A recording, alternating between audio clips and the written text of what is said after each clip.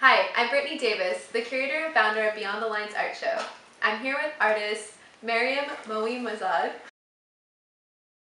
So art, for me, it's just a way to evoke emotion, and I think we live in a time where a lot of people are so separated from their emotions or afraid to feel emotions. So I think art, when I see art, whatever medium it is, it's something that makes me feel an emotion, and when I make art, I want to evoke emotions in people.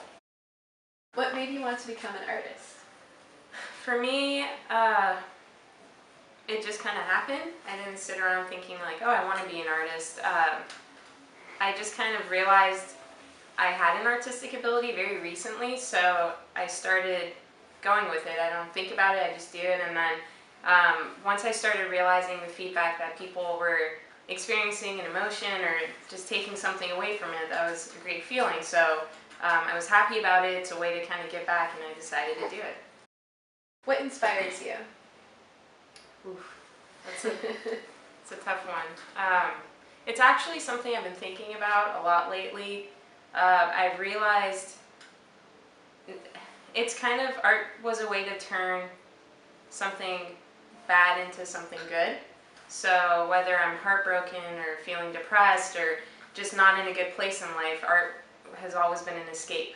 But I think when something that as a personal artist I'm working on, it's finding inspiration in other things. So finding if there's a feeling of love, trying to turn love into art, trying to turn just positivity into art as well. So it's not always coming from a negative place or something sad. But I always think of it at the end of the day, even if you turn a sad feeling into art, and someone else takes something positive from it, then feeling sad wasn't all for nothing. You made something beautiful out of it. Did you realize you wanted to be doing art professionally, or do you just do it for fun? It's more of a something for fun for me. But as I started just seeing how my art has been growing and what it's becoming, I decided to turn it into my art name, LA Street Citizen, and I'm starting to use it to kind of give back to the LA community. So I was a part of another art show that donated the money to charity, and I really like that concept. So I decided moving forward that all of my art, I do it and I dedicate it to a certain cause, and I donate all of the proceeds to a certain foundation or charity. So it's just become a way for me to give back. That's what it really is. What are your favorite charities that you like to give to? St. Jude's Children's Hospital, it's been very close cause to my heart. There's a few things that I've always been very rattled by, certain things that I see, certain disabilities, disadvantages, and I think there's a lot of injustice and wrong in the world. So for me, St. Jude's, it kills me when I see children with cancer, and it's so wrong. They're so young, they didn't do anything wrong. And then another cause, the blindness foundations. So especially as an artist, as a visual artist, it breaks my heart to think that someone visually cannot see a painting, see the colors, and experience it. So that's why one of my recent paintings, I made it textured so that someone who is visually impaired could actually feel the art and experience it. And then I just think of other causes. We've had cancer in my family, so that's something close to my heart. But there's always going to be something that evokes an emotion in me, some sort of reaction. Like I lose it. I start crying when I see certain things. So rather than being so upset and confused and frustrated, I'll try to do something and give back and maybe contribute in the tiniest way, but it can still be something. How do you advertise yourself as an artist?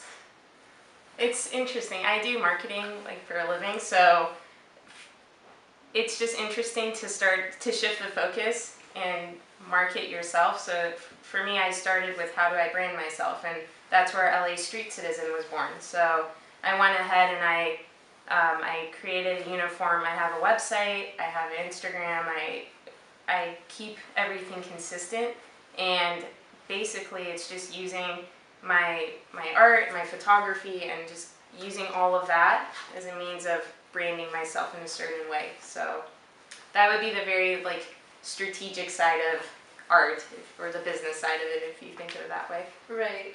What do you feel like is the strongest tool in social media for marketing art? I found Instagram to be the best, and then you need to have a website, because your website becomes your portfolio in a way. So those are the two most important. Is there an artist that's a role model? There's a lot, but I really like Pollock, and I think a lot of his work has inspired me, so that would probably be my one major influence. Have you had good experiences selling work or being a part of art shows in LA? Yeah, I'm actually really, I always feel so honored and flattered when I can be in an art show. I'm like, wait, you think I'm an artist? Like, I get to put my painting here? So it blows my mind, and I really enjoy it. I appreciate it. I love that people turn up, and just getting to talk to people, and I've met such wonderful people through art. It's incredible. And in terms of selling, I mean, everything, it's just a matter of having the right person who feels something, and then it's, I don't know, it's all for a good cause. So that's why I like it. I think it's fun. Great. How do you feel about the art scene in LA? I think it's very up and coming. I mean, I think if you ask the average person, like, they associate art scene with San Francisco or New York mainly, but and this is just my personal opinion, but I've noticed that LA is becoming a much more art-oriented city, and it makes me so happy, because you have a huge group of all these talented people in all forms of mediums, and coming and like collaborating. I think it's so cool when you see how artists collaborate, and Definitely. yeah, it's just cool. And pop-up shows like Beyond the Lines, like these are incredible projects. Do you have any advice for artists out there?